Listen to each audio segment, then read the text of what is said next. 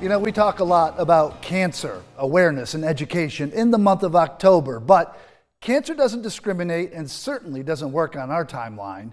Tonight, I introduce you to a man who had it, fought it, and continues to do so. But what makes his story special is his message of hope. And when you get that C word in your vocabulary, it scares the living daylights out of you.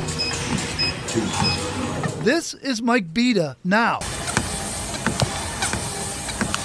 Life much different than it was just 5 short years ago. I mean, I was totally prepared to die. I really was. I mean, I'd planned my funeral, everything. Back in 2018, the 73-year-old retired from the Maryland State Police and living with his wife in Bluffton. At the time, he went to see his mother in Mississippi and then a trip to Alaska, but felt terrible. He just couldn't stop coughing. I couldn't even climb the steps. I was so tired. I knew something was wrong then. Something wasn't right. Beda's daughter, a nurse at MUSC, made him come to Charleston to figure out what was wrong. And he came in and put his hand on the desk. He said, "Put your hand next to mine." And he says, "See the color of your hand?" I said, "Yeah, it doesn't look like your hand." He says, "Yeah, it's gray. So that means you're bleeding somewhere. So we need to find out where you're bleeding. So you're not leaving this hospital until we run a bunch of tests." A battery of tests and a CAT scan later, Mike Beda finally had his answer. And they said, "You have kidney cancer." Stage 4 cancer, in fact, that had grown beyond the kidney. An 11-hour surgery to get rid of the clear cell carcinoma that encapsulated his kidney and wrapped itself around his vena cava, the largest vein in the body. Did you have much hope at the time? No, none. After I woke up from my ICU, I looked like Frankenstein. I had a central line coming out of my neck, and I'm looking at myself. First time I'd seen myself, and I'm like, my Lord, am I going to make it through this? I will spare you the details of cancer treatment. We know it's no picnic. Mike went through it all, and at his low point, when he thought he couldn't make it any further, was about ready to call it. His daughter wasn't having it. We're so used to giving our kids talk. He turned around and gave me a talk and said, "Dad, we are not stopping. We are going to continue to do this. We have good doctors. We are going to work on this."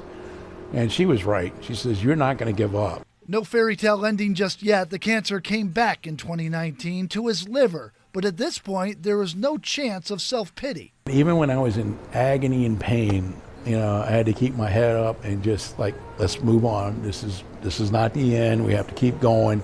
And what came out of cancer for Beda was a message for others dealing with this same disease. Hope.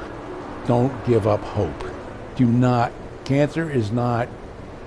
It can end your life. I'm not going to say it's not. It can be terminal. But in the time you have left, use it wisely.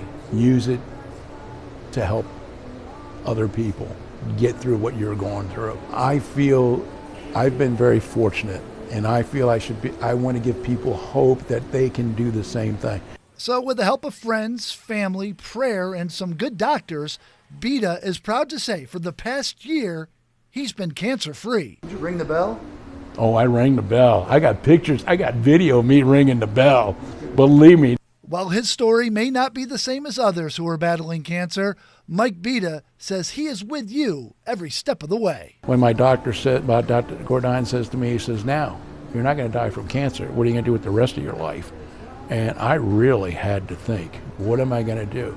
And this is one way of doing it, trying to get the word out that, hey, there's hope. There sure is. Very inspiring story of hope. Had a great time meeting and talking with Mike. Now, his wife is currently battling cancer at the moment, certainly wishing her the very best, that she can beat cancer just like her husband. If you have an Everyday Hero, email me at bclark@wcbd.com or hit the Everyday Heroes link on our website, counton2.com.